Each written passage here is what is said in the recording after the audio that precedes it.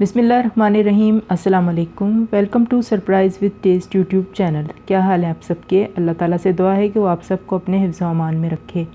आज आपके लिए एक समर स्पेशल स्वीट डिश लेकर आई हूँ। बहुत ही मज़ेदार डिज़र्ट है जिसे जब आप बनाएंगे बहुत ही इंजॉय करेंगे, क्योंकि ये बिल्कुल मुख्तलिफ सी है। ये आम ट्रैफल से भी हटकर है और कस्टर्ड से भी हटकर है, बिल्कुल नई है। आप बनाइए और इन्जॉय कीजिए। इसके लिए सबसे पहले हम पहला स्टेप करते हैं, जिसमें हम जेली की तैयारी करेंगे। जेली बनाना वैसे तो सभी को आता है, लेकिन कुछ बिगिनर्स भी होते हैं, इसलिए उनके लिए मैंने ये स्टेप भी इंक्लूड किया है। सबसे पहले यहाँ पर मैंने 1.5 कप्स यानी कि 1.5 कप पानी लिया है और इसको हम बॉईल करेंगे।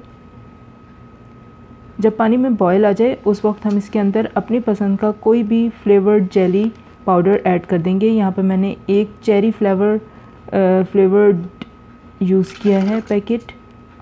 और जल्दी जमाने के लिए टिप ये है कि जिस वक्त जेली अच्छी तरह मिक्स हो जाए चूल्हा बंद कर दीजिए और उसमें 1 कप बर्फ़ भी ऐड कर दीजिए।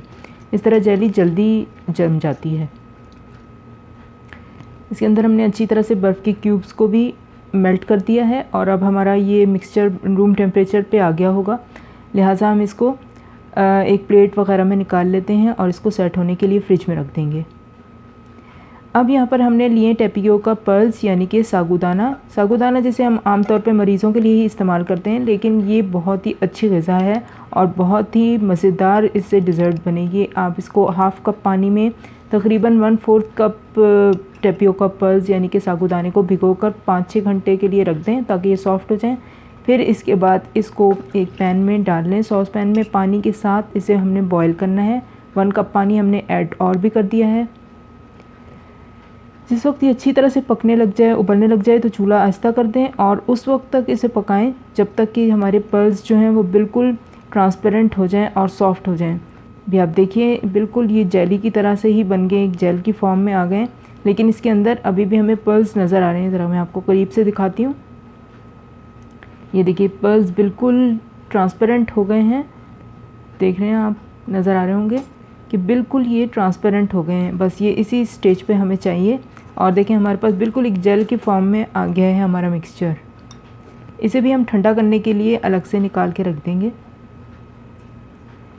अब हमारा तीसरा स्टेप है, जो कि है इसके लिए हमने एक कस्टर्ड बनाना है, होममेड कस्टर्ड। इसके लिए मैंने 2.5 कप यानी कि 500 ml मिल्क लिया है और इसको हम बॉयल होने के लिए रख देंगे। 1/4 कप ठंडा दूध लेंगे और उसके अंदर 2 टेबलस्पून कॉर्नफ्लोर को अच्छी तरह से डिज़ोल्व करेंगे और इसकी एक स्लरी सी बना लेंगे, जो कि हम बाद में यूज़ करेंगे। जब दूध के अंदर बॉयल आने लगे, इस स्टेज पर हमने इसके अंदर अच्छी तरह से विस्क कर लेना है ताकि बालाई साइड्स पे चिपक ना जाए, बल्कि दूध के अंदर ही मिक्स होती रहे और उसे अच्छी तरह से रिच कर दे।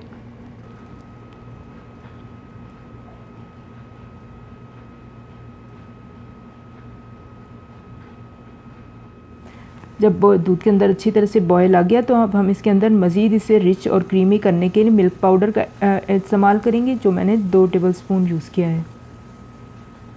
उसे भी अच्छी तरह से मिक्स कर लेंगे ताकि लम्स वगैरह बाकी ना रहें।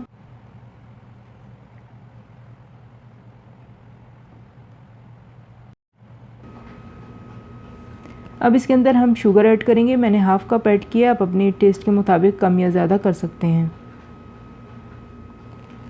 जब शुगर भी अच्छी तरह से डिज़ोल्व हो जाए तो उस वक्त हम इसके अंदर फूड कलर ऐड करेंगे। मैं यहाँ पे रेड फूड कलर ऐड कर रही हूँ, आप अपनी पसंद का कोई भी फूड कलर ऐड कर सकते हैं और जितना आपको गाढ़ा या हल्का कलर पसंद है उसी हिसाब से डालिए। मैंने तकरीबन यहाँ पे 1/4 टीस्पून लिक्विड कलर डाला है। एक खूबसूरत सा पिंक कलर का हमारा मिक्सचर तैयार हो गया है, हमारा कस्टर्ड। अब इसको हम गाढ़ा करने के लिए इसके अंदर जो हमने कॉर्नफ्लोर दूध में ऐड करके रखा था उसे भी शामिल कर देंगे। कॉर्नफ्लोर और मिल्क की स्लरी डालने के बाद हमें मुसलसल चलाना है या इसको मिक्स करना है ताकि लम्स ना बने और एक बिल्कुल स्मूथ सा मिक्सचर तैयार हो। अब आखिर में हमने जो ये सागुदाना बॉयल करके रखा था इसको भी ऐड कर देंगे और अच्छी तरह से मिक्सचर में अपने कस्टर्ड में मिक्स कर लेंगे।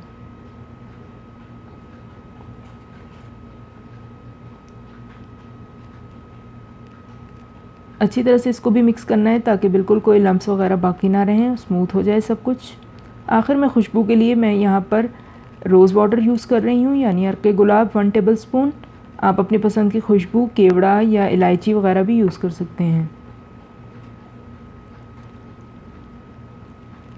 तो अच्छी तरह से हम एक विस्क चला लेंगे ताकि हर चीज़ बिल्कुल स्मूथ हो जाए और हम यकजान हो जाए। जब अच्छी तरह से बॉयल आना शुरू हो गया और हमारा मिक्सचर बिल्कुल तैयार है, हमारा कस्टर्ड गाढ़ा हो चुका है, अब हम इसे ठंडा करने के लिए अपने मनपसंद बर्तन में निकाल लेंगे। मैंने यहाँ पे मुख्तलिफ़ जगहों पे निकाला है, कुछ बाउल्स में निकाला है, कुछ आइसक्रीम कप्स में निकाला है, कुछ बड़े बाउल में निकाल लिए हैं। चलिए, हमारी माशाल्लाह बहुत अच्छी सेट हो चुकी है, देखिए। और इसके बाद हम इसमें किस तरह से लेयरिंग करेंगे वो देखते हैं। सबसे पहले तो हम अपनी जेली को क्यूब्स की शक्ल में कट कर लेंगे। देखिए, जिस तरह से एक शार्प नाइफ़ की मदद से इसको इस तरीके से, जिस तरह से वीडियो में आप देख रहे हैं, कट कर लीजिए और बिल्कुल क्यूब्स आपके तैयार हो जाएंगे। क्यूब्स को बिल्कुल छोटे छोटे हमने बनाना है ताकि प्यारे भी लगेंगे और पोर करते हुए टूटेंगे नहीं। अब डेकोरेशन और गार्निशिंग ये सब आपकी अपनी चॉइस पर है, जिस तरह आपको पसंद हो उस तरीके से कर लें। मैं एक सिंपल से तरीके से कर रही हूँ ताकि हर कोई कर सके इस तरीके से। पहले हमने जेली के क्यूब्स ऐड किए हैं अपने तैयार साबूदाने वाले कस्टर्ड पर। आइसक्रीम कप्स में इंडिविजुअल सर्विंग की भी बना सकते हैं आप।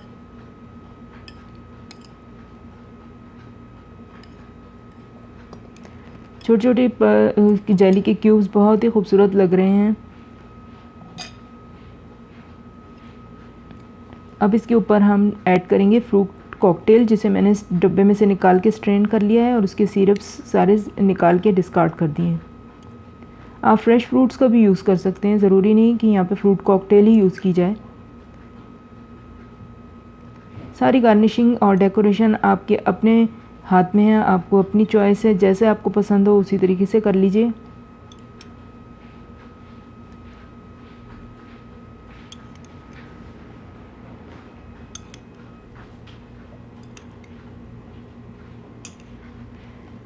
फ्रूट कॉकटेल का टेस्ट इसमें बहुत अच्छा आता है और फ्रूट कॉकटेल का फ़ायदा ये होता है कि अगर हमारी डिज़र्ट 1-2 दिन रखी भी रहे तो ये पुरानी नहीं होती, जबकि फ़्रेश फ्रूट्स जो होते हैं वो दो दिन हम नहीं रख सकते क्योंकि वो उनका रंग चेंज हो जाता है और वो फिर हमारी डिज़र्ट का लुक अच्छी नहीं रहती। अब इसके ऊपर यहाँ पर मैंने नट्स हैं जो इनको मैंने मोटा मोटा कूट के रखा हुआ था। मिक्स नट्स हैं, बादाम भी हैं, काजू, पिस्ते वगैरह। आप भी अपनी पसंद के नट्स ऐड कर लीजिए, जिस तरह से भी उनकी शेप रखना चाहें, चाहे कूट लें चाहे स्लाइसिस कर लें, ये भी आपकी अपनी पसंद पर है। थोड़े थोड़े से नट्स भी हमने ऐड कर दिए हैं, देखने में भी अच्छे लगेंगे और खाने में भी इनका टेस्ट बहुत अच्छा लगेगा इसके साथ।